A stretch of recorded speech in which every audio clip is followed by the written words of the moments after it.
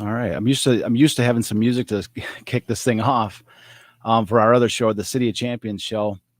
Um, so this is the second episode, the second little mini clip for this new channel, Baseball Revolution. And I've thought about like the concept, like I say from the previous episode was is just I need something to bring these ideas. I have to bring these ideas out, some of my thoughts, some of the things on baseball because I've spent a decade studying this stuff, and I want to sort of put out a record of what we're of sort of the early days before we take this thing into a much bigger level. And I want I'm anybody that's interested in into what we're doing is the option is there to subscribe to our YouTube show and to my to the YouTube show, the channel Baseball Revolution, and follow along with what we're doing. So I've thought a great deal about there's so many different directions I could go for this. Like I was thinking about like, oh, should I start at the beginning of baseball with the concept of like the absurdity of the batting average? Should I talk about the absurdity of the third time through the order penalty and why there should be no pitch count? Should I talk about like the Ohtani injury and the absurdity of why that there should be of how Major League Baseball ended the like Ohtani is the most fascinating player in baseball because he's a two-way star, and yet Major League Baseball eliminated the two-way pitcher like in the National League the year after he wins the MVP as the most fascinating player in sports because he can pitch and hit. That Major League Baseball ends the National League. They implement the designated hitter in the National League. So should I cover that? There's so many different angles that I want to go, but one sort of thought, one sort of theme sort of has been sticking out for this particular show, and that is to talk about a little bit about the current economic realities of baseball. Like I said, we're gonna be talking a lot about economics for the show, and the way to really the way to explain the current economic realities is to go back to the beginning of the 21st century. Not since the beginning of time, of course, like I say, we're not going all the way back to the beginning of history, but today we're going to be talking about the reality of today's game of baseball and why what we're doing with this show represents, perhaps the greatest opportunity for sports investing, however you want to call it, that you could ever imagine.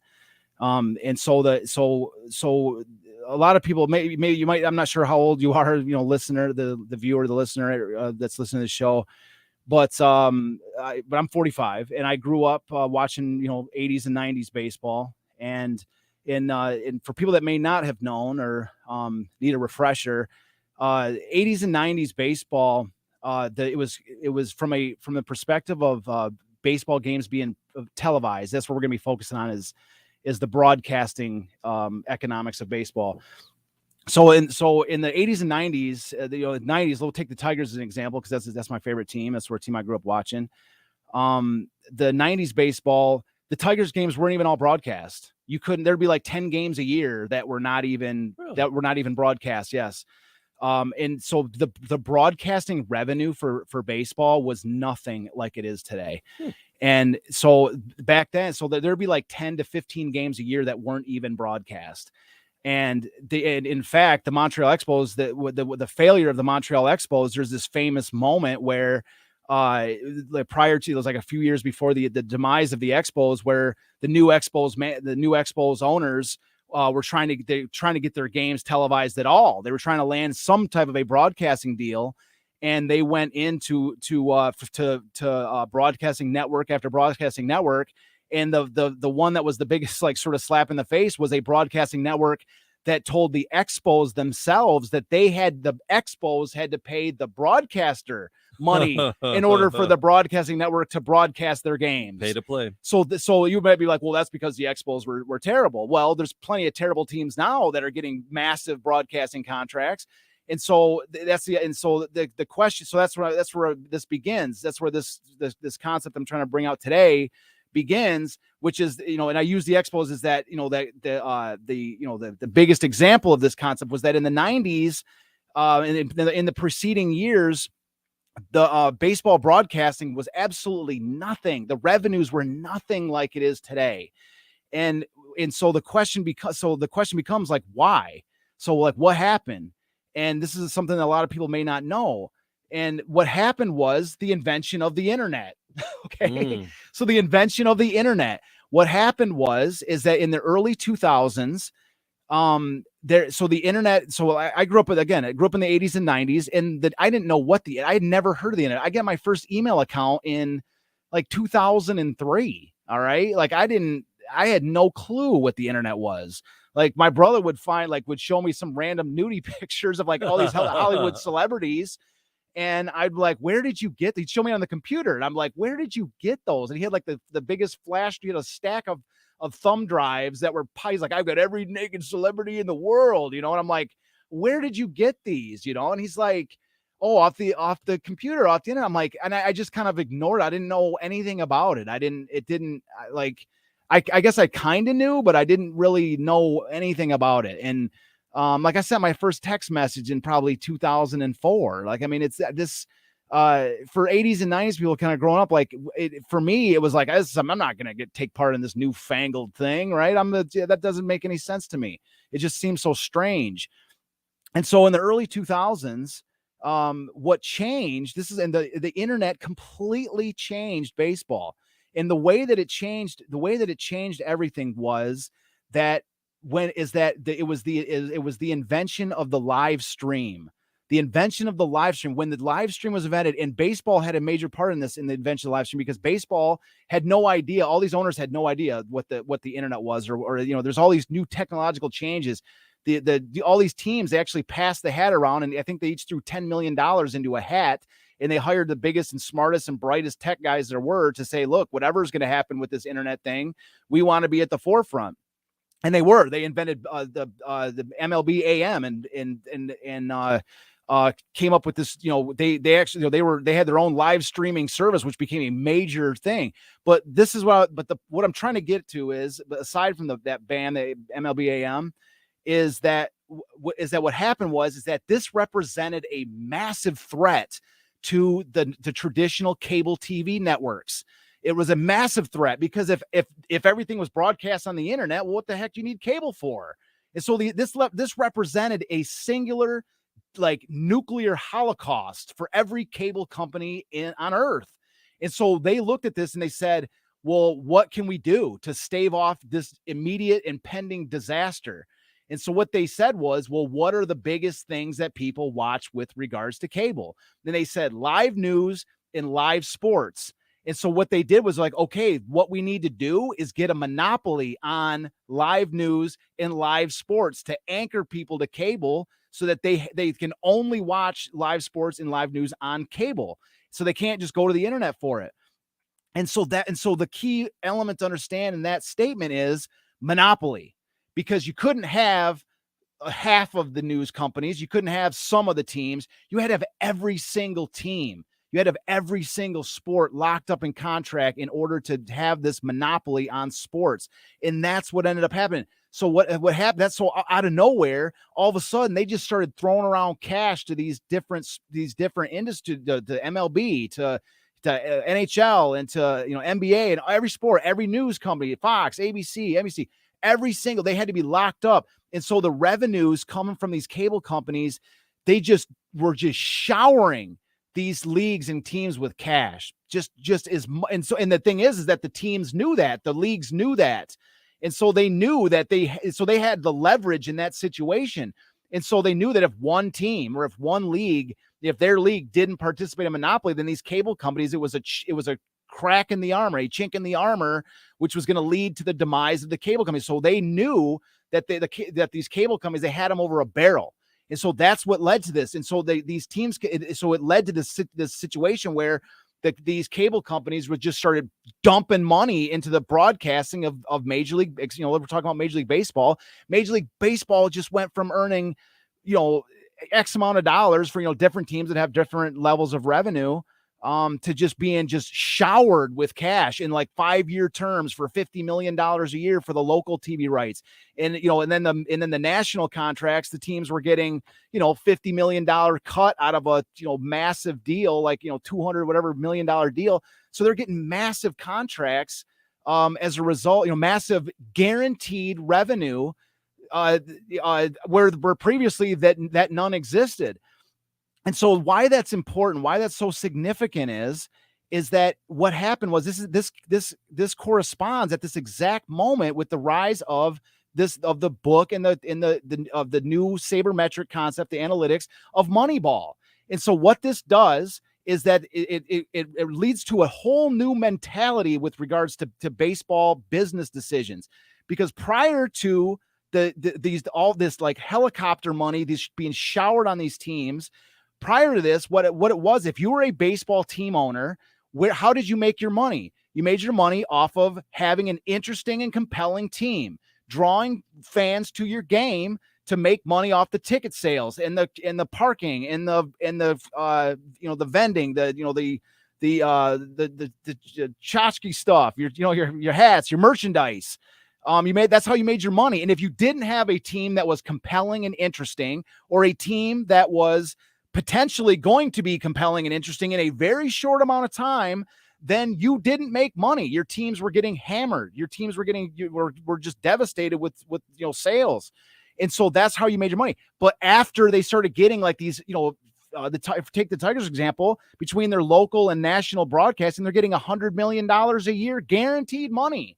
So now all you have to do, if you're a team owner, what it led to with this sabermetric era, what it led to is it was the people that came into baseball. There's no school for going to get your doctorate in baseball team building strategy. The people that are coming into baseball as the executives are these like Ivy League, like business executives. And so the mentality grows in the game with all this new money coming in. This mentality, it leads to this idea that, well, you begin the year with like between 75 and $100 million to begin, just before you do a single thing.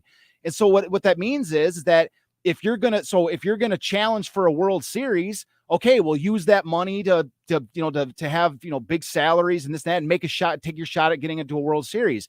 But if you don't think your team has a chance at a World Series, well, then dump your talent, dump your players, and just play for the bottom of the league, because you're going to make more money. You're going to make the same amount of money as a losing team that's just staying underneath your guaranteed contract. All your ticket sales are just a bonus revenue. Even if you have garbage ticket sales, you're still going to have you're still going to be making money. You're going to be making more money as a losing team than you would be as if you were like a middling team, where you spent your 80 or $100 million, guaranteed cash and didn't even go to the playoffs. You're a mediocre team. You are in better situation if it's either challenge for a World Series and make all the money that comes with that, or play for the bottom, be a garbage team and announce you're going to have a rebuild.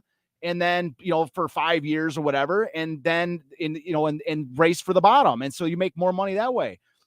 And so that's somewhat well known, the idea of the tanking being a major issue in baseball.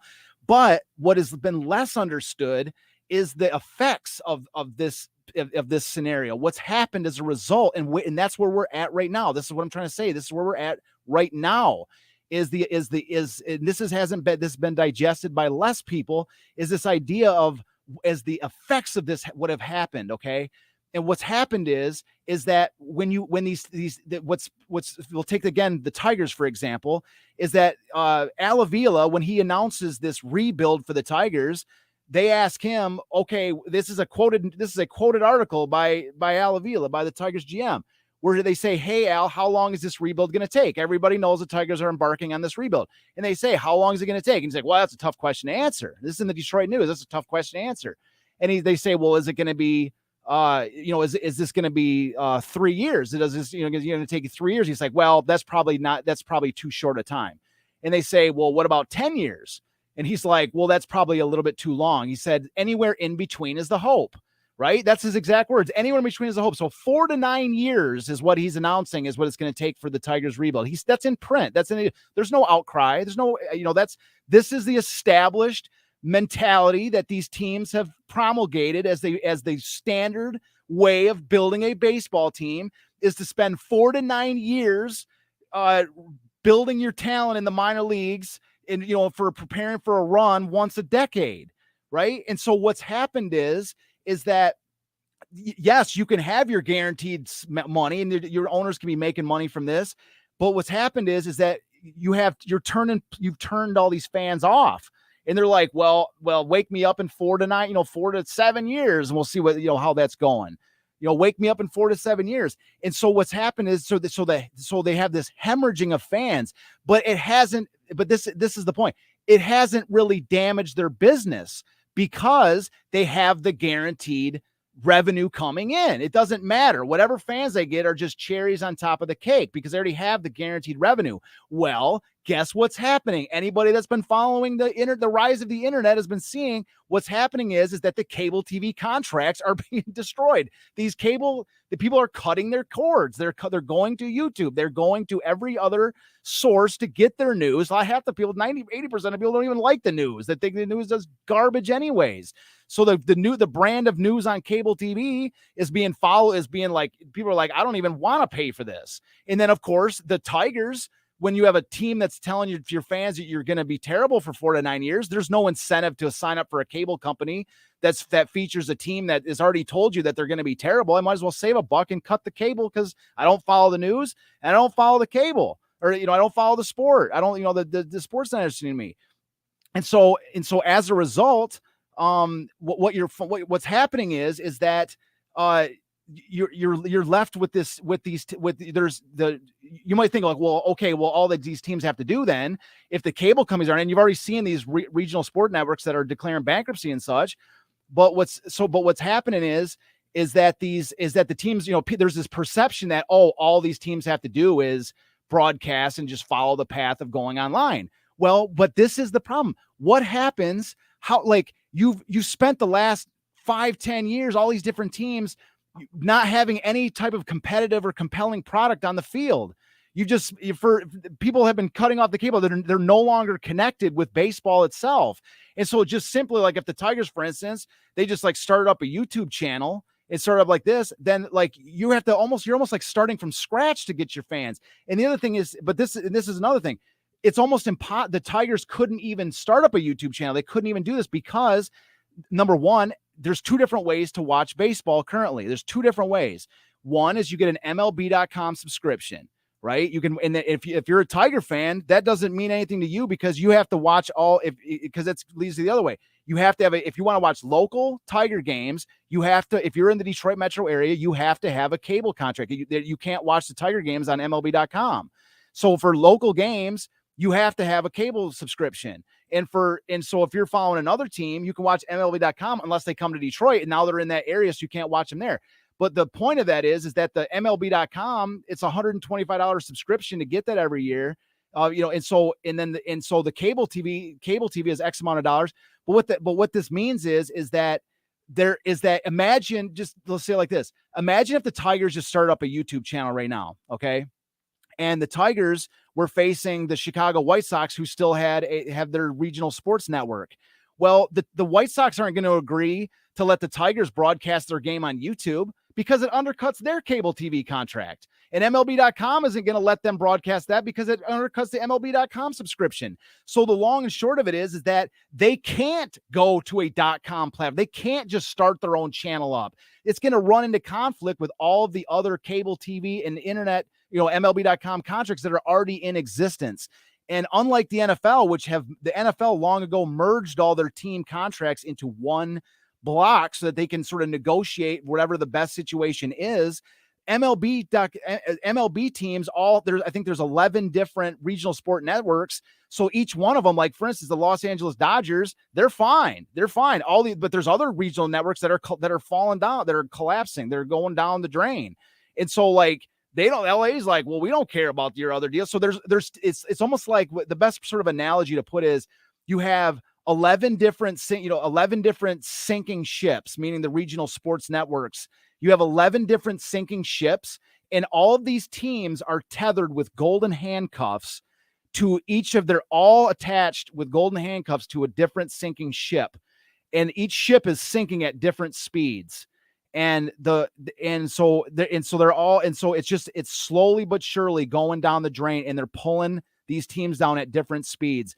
And the question emerges is what happens, what happens when this guaranteed revenue goes away? Because these teams have been operating with their entire business model is based at this point in time. It's based on the guaranteed contract, the guaranteed money coming in. It's based on that. Their entire business, like with these massive contracts are signed, it's all based. It's like step number one, we collect our fat guaranteed contracts. Well, what happens when step number one, disappears or erodes down to nothing? Then what it means is, to make a long episode short, right? Is that these teams are going to have to reintroduce compelling and competitive baseball. They're no longer going to be able to say, we're going to take 4 to 9 years to build a team. No, they're going to have to bring back this idea of compelling baseball. They're going to have to put on a competitive product on the field every single year. And the reason why I say that this is an element of of what I'm trying to bring out is such a compelling concept is because I don't have any contract. I don't have a contract with a regional sports network. I don't have a contract with MLB.com. I'm a free agent. And I'm about to bring out a team on YouTube, and this is where we begin, is we're sitting here on the mic right now. I'm about to bring out a team. And if what I got is what I say is true, and that I can build MLB caliber baseball teams for pennies on the dollar, right? Then what that means is I got the most compelling baseball product on the planet. And I don't have regional sports networks, and I don't have any contractual obligations. I have one of the most rarest commodities that all these other teams in baseball, they may be multi-billion-dollar operations. They might have established organizations. They might have all these things, but I got something that none of them got. I have complete freedom to do whatever I want, to broadcast wherever I want. And you know what else I got? I got the most compelling product in all of baseball, because like I say, I have got a system for building the greatest baseball teams in the world. And the second I get a chance to demonstrate it, the world will see. I'm David. I'm going after Goliath. Except for this, David has got a grenade in his slingshot and he's ready to throw it.